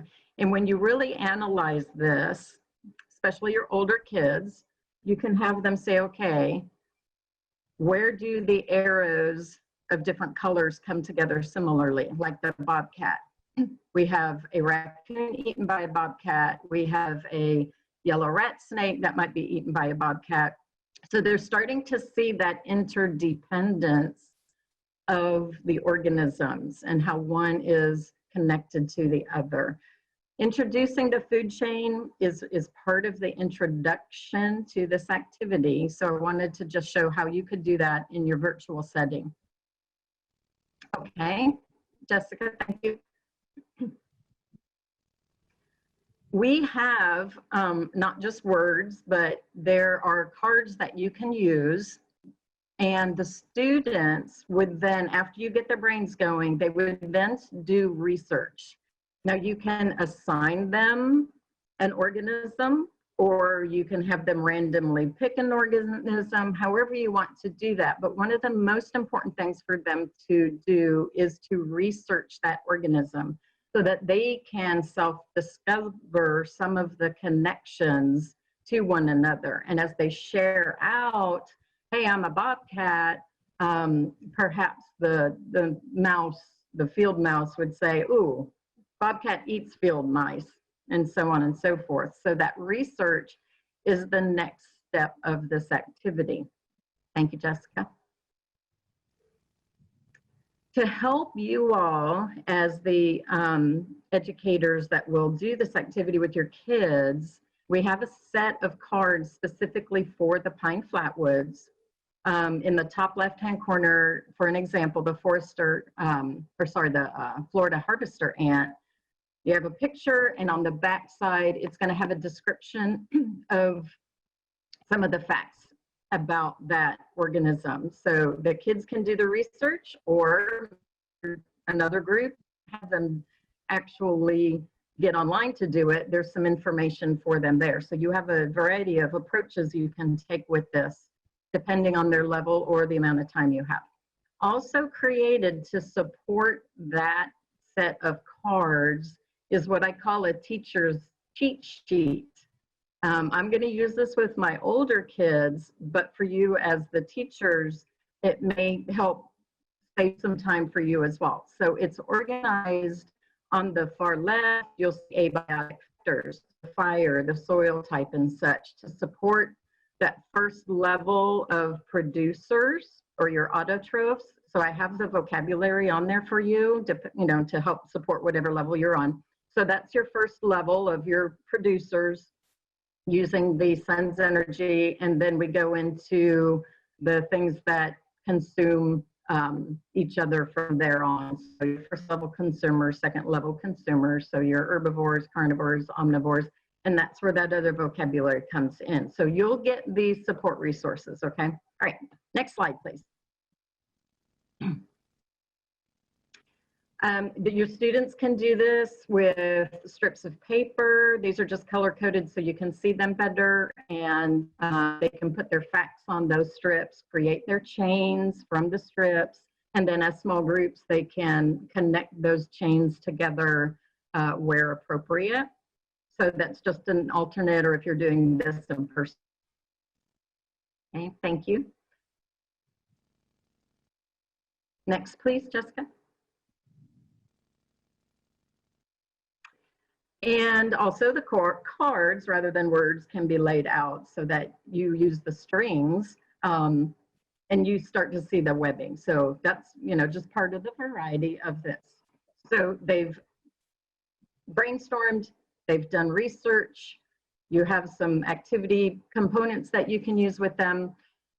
So let's see it in actual action. You've done all this background. We have a teacher doing this with a group of probably intermediate level elementary school students, and you'll see what they do making those connections. Thank you for showing the video.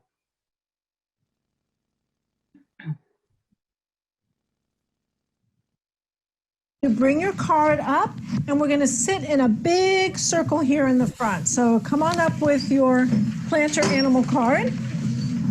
Okay, so everybody sit showing your card like this. Hold up your card so other people can see it. And we have a variety of plants and animals here.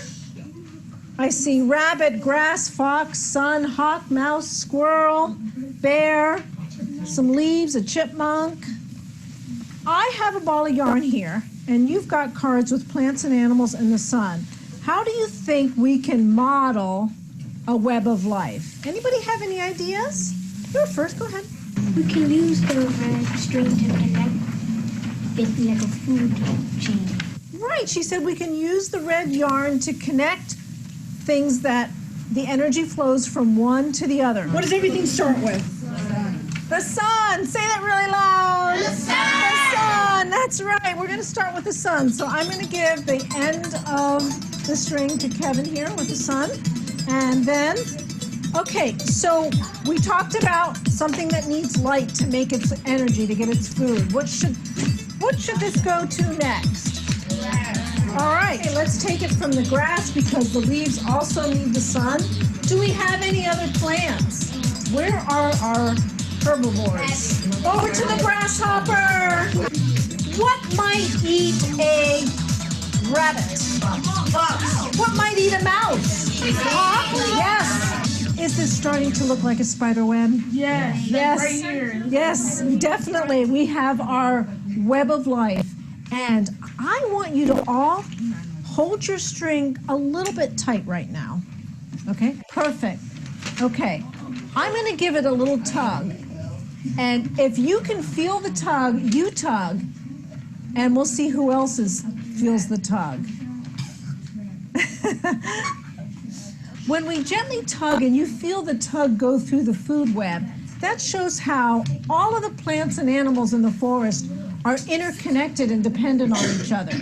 What happens if one of our animals doesn't exist in the forest anymore? What happens if the squirrel doesn't exist? Go ahead and drop off. If you're a squirrel, let go of the yarn. So what about the animals that eat the squirrel, like the fox? So the fox has to let go of the yarn because you're dependent, you're eating that. What about our hawk who likes to eat squirrels? Kevin, could you repeat what you said nice and loud? Each animal depends on the other. Each animal depends on the other. That's right. It's all interconnected in our web of life. So just a final question to wrap up. We're going to talk a little bit about biodiversity. Anybody know what biodiversity means? Biodiversity means different types of life. Right. Right, bio meaning life. It's a different types of life in a forest. So if you have a lot of biodiversity, you've got a lot of different types of plants and animals in the forest. And if you have low biodiversity, then there might only be a few different types of plants and animals. Like say there was only oak trees in the forest and only deer, squirrel, mice, and hawks. So if something happens to the mice in the forest, would that have a big effect on the forest or a little effect?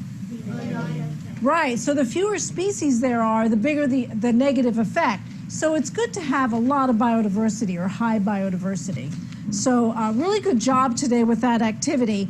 And what we're going to do in art class is we're going to make a big mural of all the plants and animals that live in the forest. And we will have a fun art project that we can put out in the hall that shows. Thank you very much for sharing that. So you guys can see how ultimately, and we have a picture of some teachers doing this in a workshop, you end up creating that web where these connections are made amongst one another. So when you do this activity, I encourage you to really make sure that there's many connections to an individual organism that you can make with the kids. The impact is very much more powerful when you do that. But ultimately, no matter how unrelated the organisms may seem, they are in fact connected. And when you tug on that one little string, everybody feels the challenge that one tug might create. And lastly, I just want to make a mention. I've done this with my teacher teams and had them connect strings to one another based on the relationships they had for one another, if they worked together on certain projects and whatnot. And I tug on somebody's string again, just to show them that something that happens to one person is not in isolation. It can affect everybody. So a great way to start your meetings and such with your folks.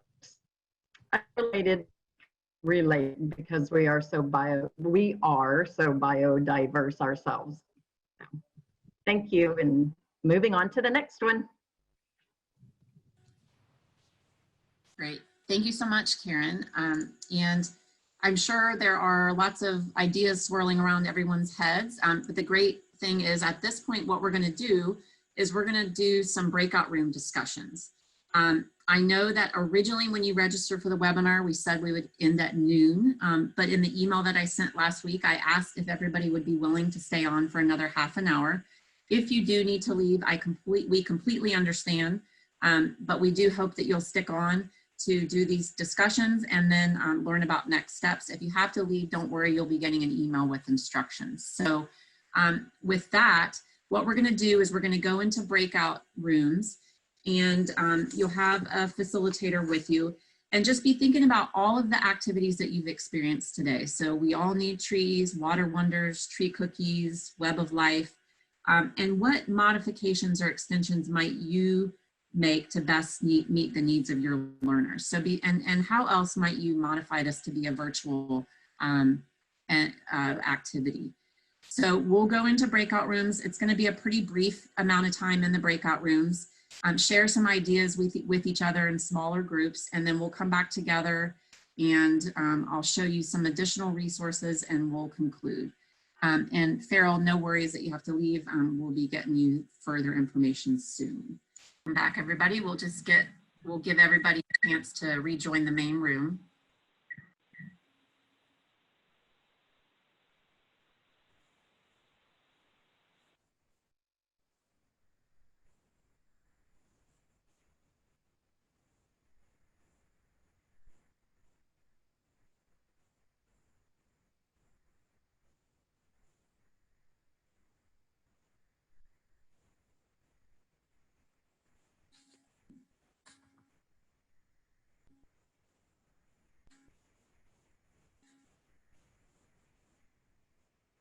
So I hope, sure. So I hope everybody enjoyed that time in smaller groups. I'm sorry for those of you that had technical difficulties with your audio, but we're back together and just wanted to take a few minutes to have each group share maybe a couple key takeaways from your discussion. Janet just let me know she needs to leave soon. So maybe Janet, if you want to start. Thank you so much.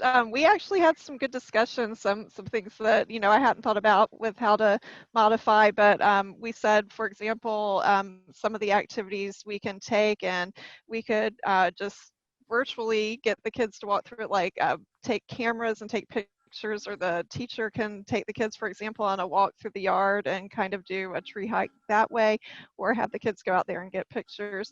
So many different ways to modify.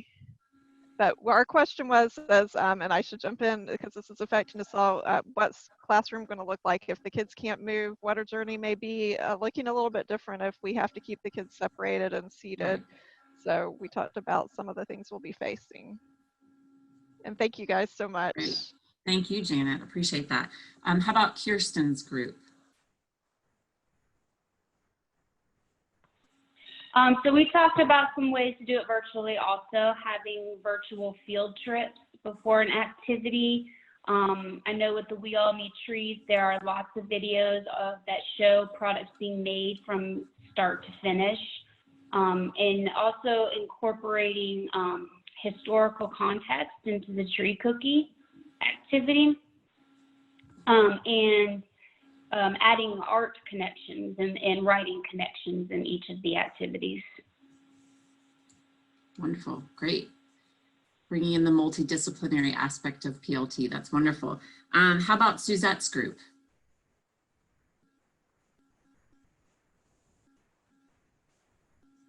Sorry about that. No worries. So we had a variety of disciplines, and one person was talking, she does social studies, was talking about like a virtual scavenger hunt for finding things. And we also talked about historic trees around the world and the age of the tree and what, by aging the tree, what kind of things in history happened during the life of that tree.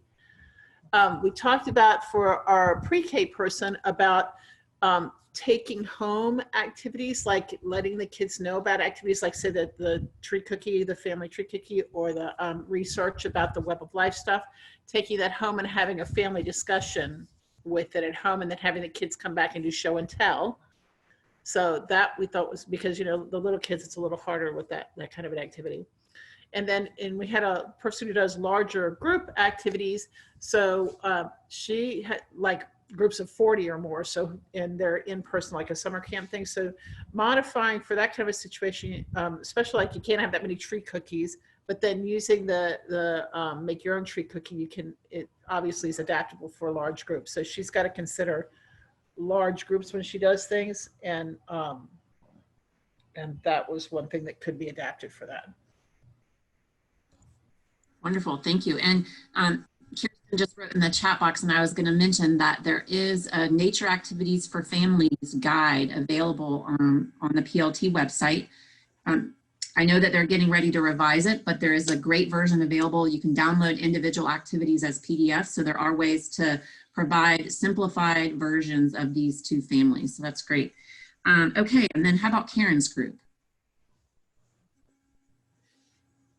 So we were mentioning the value of having Skyped in guests in a virtual setting. Bringing in folks to come in and talk to the students directly. They get very excited about doing that. The value of picture books, no matter the age of your learners, to bring in those support resources to make connections for them. And Daniel was mentioning, as long as they have great pictures and such, who doesn't like to have a book shared with them? The connections with tree cookies, benefits of trees in the water wonders of how a tree can absorb nutrients, unwanted nutrients, and how trees can affect that flow of water in our cycle is something that could be easily adapted to that activity. And we did talk about the tree cookies and the use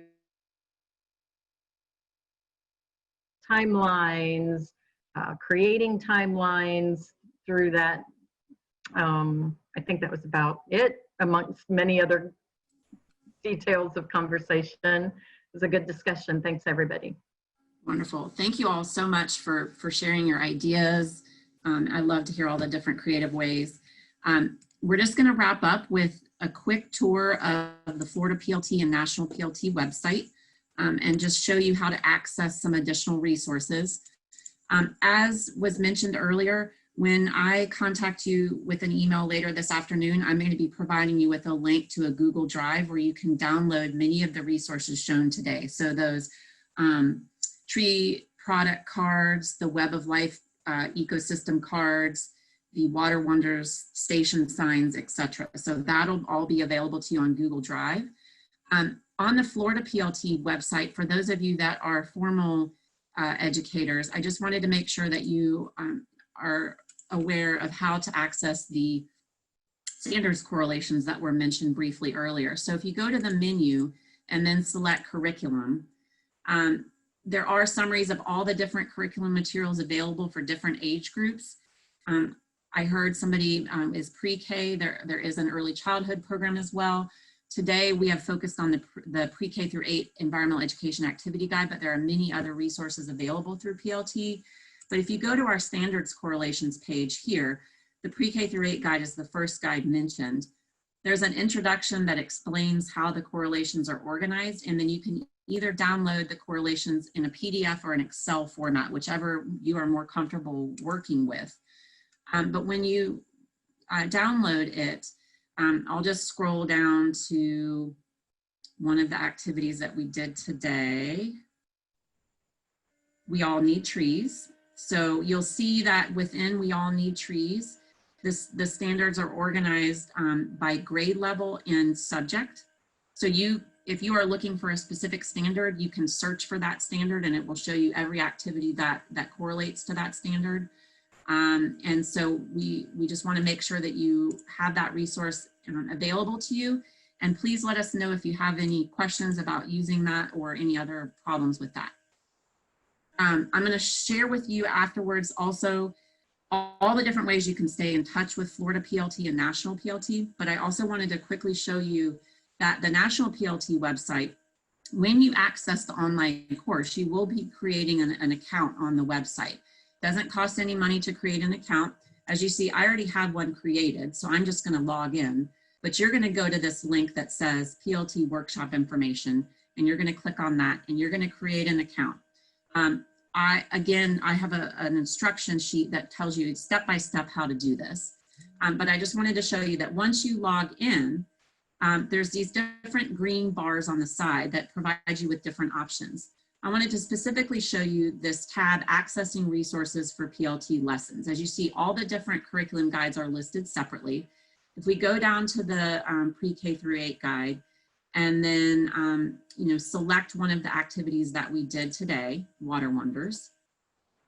All of the student pages that were referenced or that you saw today are available as PDFs. And so that's a great resource. But then for every activity, there are lots of different STEM connections, online videos, interactive websites for every single activity that can help extend or expand what you do with the activity. So wanted to make sure that you are aware of that.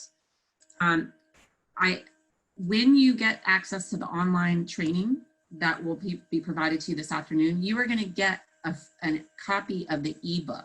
So you're going to get a copy of a PDF for this pre-K through 8 environmental education activity guide. There are many other curriculum guides available. And if you go to your account home again, there are some free PLT curricula that you can select. You can also do additional online trainings for other resources that are available. So just keep that in mind, and please let me know if you have any questions about any of that. Let me just now pull up this PowerPoint. So I will share a document with you this afternoon that will have details on how to stay in touch with Florida PLT. We have an active Facebook and Twitter page. We have an e-newsletter that you can sign up with, which we send out on a bi-monthly basis. National PLT also has a number of social media accounts, a YouTube channel, and a newsletter.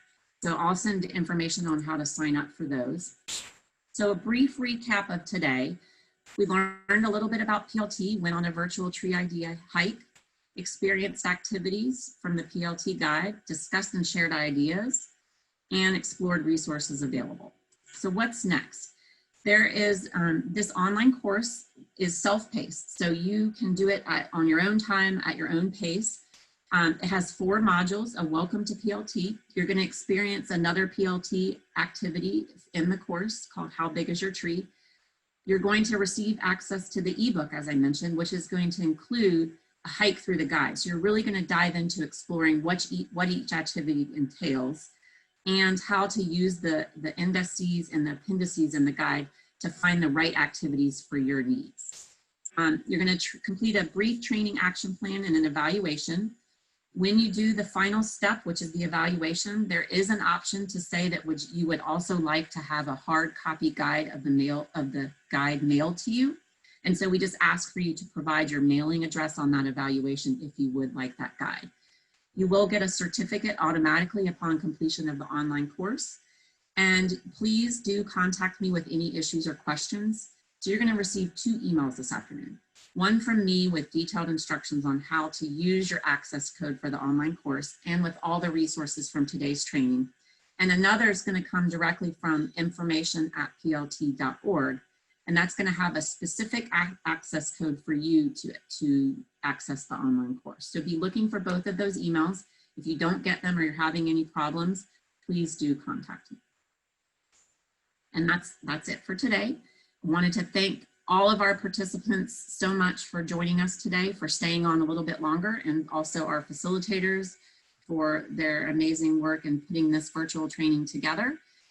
Please do feel free to ask any questions that you have at this time.